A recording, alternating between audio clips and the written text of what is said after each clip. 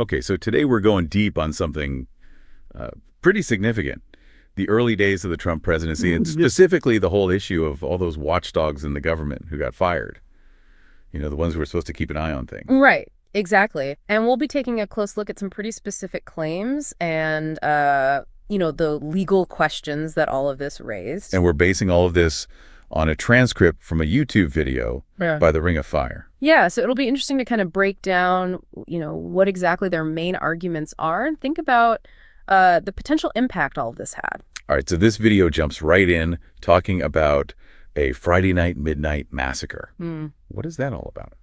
Well, basically what they're claiming is that President Trump got rid of something like 17 inspectors general. Wow. And he did it all through email, no less. Oh, wow. Yeah, and the whole point they're making is that these were the people, they were supposed to be the vital watchdogs. Right. The ones you really need to, sniff out any waste, fraud, abuse, breaking the rules, that sort of thing within all the different government agencies. So the video is really saying, look, this was a big deal. This was a huge blow to having any kind of oversight from inside the government. It sounds like it, and the video doesn't stop at just describing what happened. It tries to explain why they think Trump might have done this. Exactly. What reasons do they put forward? Well, the way they interpret it is that Trump wanted to get rid of anybody who might be looking over his shoulder. Basically they're saying he wanted to do whatever he wanted, maybe even some things that were illegal, and he couldn't have these watchdogs around to, catch him and record him. Right. It's like they're painting this picture of an administration where nobody's holding anyone accountable. That is a serious accusation. It is. But the video doesn't just stop there, right? They actually talk about whether these firings were even legal. You got it. What's the main legal argument that they make? Their big point is that to fire an inspector general, you have to give Congress 30 days notice. It's the law, supposedly, and the video claims that Trump completely ignored this. He just fired them. Yeah, basically. And so they're saying, look, this was totally illegal the way he went about it. Interesting. And then they bring up this whole catch-22 thing about accountability. Oh, yeah, that's a good point. What do they mean by that? Well, think about it. The very people who were supposed to be investigating and reporting, maybe even on the president, are the ones who got fired. And if they were fired illegally, well, then who's going to report on that? Right. Nobody. It's a messed up situation.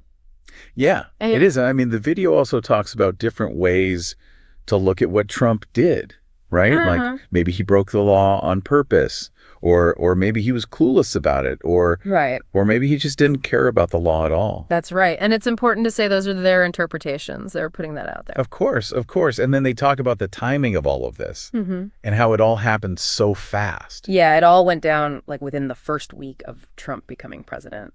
Wow. And the video really seems to want to emphasize that, how quickly and just how many of these people were pushed out. Yeah, like it was a priority for him. Seems like it. Okay, so let's just go back over the main points from this Ring of Fire video. Sure. They're claiming that Trump basically fired a whole bunch of government watchdogs and that he did it illegally because he didn't give Congress the required notice. Right. And they're really concerned about what this all means for accountability. Exactly. The video is laying out this whole argument that Trump might have been doing some shady stuff and that by getting rid of these watchdogs, he was trying to avoid being held responsible for it. Wow. It's definitely a lot to think about. It is.